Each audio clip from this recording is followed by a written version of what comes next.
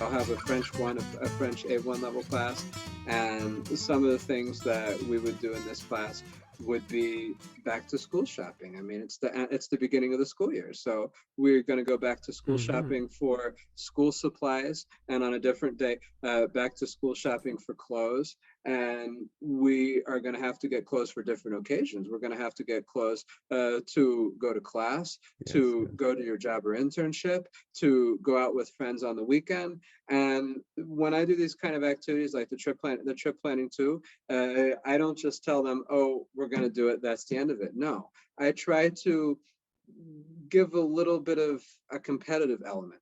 If we were going back to school shopping for clothes, I would be like, "You're going to work in a small group, 2 to 4 people, and you're going to come up with 4 looks for 4 different occasions, and you're going to put together slides that you can show us with pictures of the things that you're going to buy and what they are and how much they cost, and you're going to present this to us, and we are going to comment on it and ask you questions if we have questions, and at the end we are going to decide who did it best. We're probably not going to watch everyone's presentation because that would be really long and probably really boring, but we are going to maybe watch 3 or so, and we are going to decide who did it best and why. So I like to, when I can, add a little bit of a competition, and even if it's not a competition, at least a little bit of a decision, like which one do you prefer or which one do you not prefer,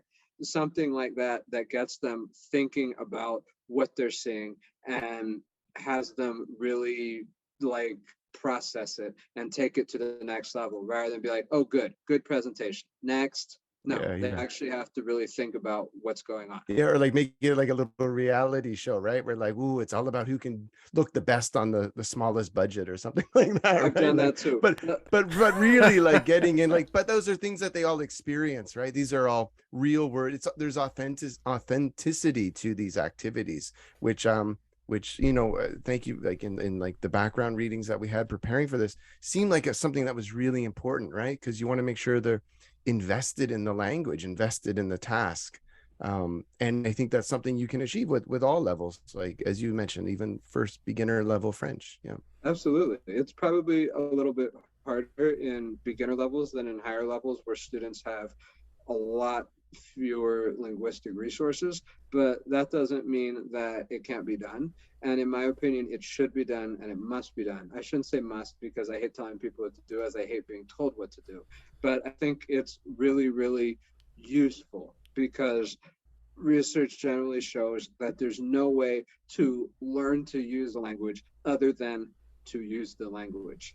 Mm. And if the goal is to be able to speak a language in a regular everyday conversation, or if the goal is to be able to complete certain tasks, find an apartment, go grocery shopping, plan a party, sign up for classes, you have to actually practice doing those things in class because doing verb drills all day, every day is not going to prepare you for that. And I can tell you that because I see plenty often students who come to college with 4 years of language in high school, and they basically only did grammar, and they are not prepared to speak. They are not prepared to do real world tasks in class or out of class. So it's really, really important if we want our students to use language in real world ways outside of class that we get them to use language in real world ways in class.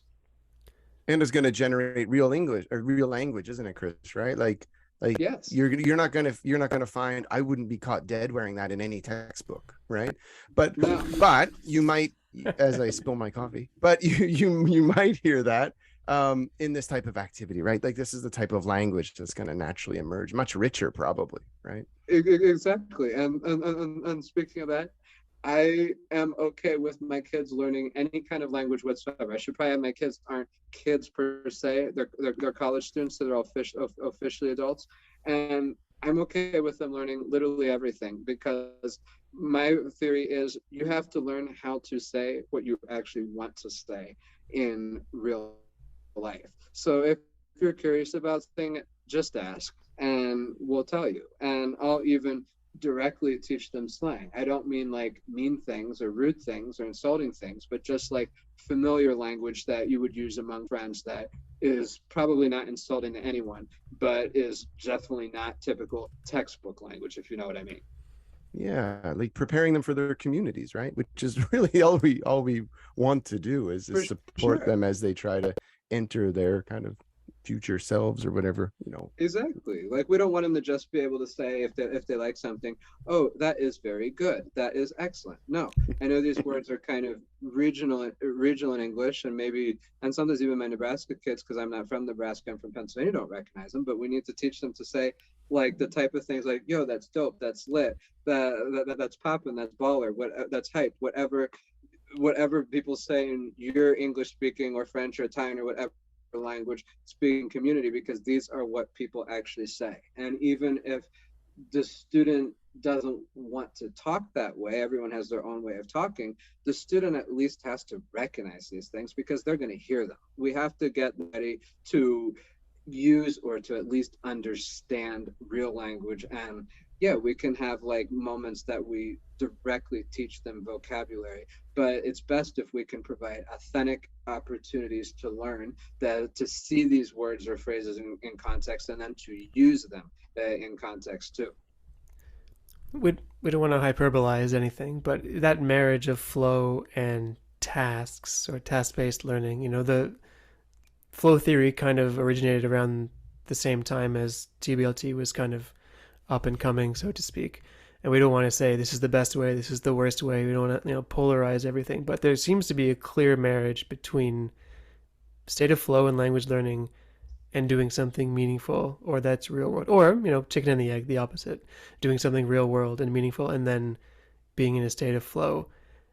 You mentioned some anecdotal evidence about your own students and coming from grammatical syllabi backgrounds in high school, and we know that those kids are not the only ones who experience that. That research supports Sure. that coming out of high school scenarios and school scenarios where, as we talked about off the top, they don't have a lot of opportunity to actually use the language in that target language that they're trying to acquire. Is it too strong of a statement to say that flow and task-based learning, and therefore language learning more broadly, like they are a marriage, they do go together? I think they go together extremely well because there's many definitions of task-based learning, but what I would define it as is simply doing activities that have a clear communicative or real-world purpose, that aren't just doing this for language learning's sake, but actually doing something real.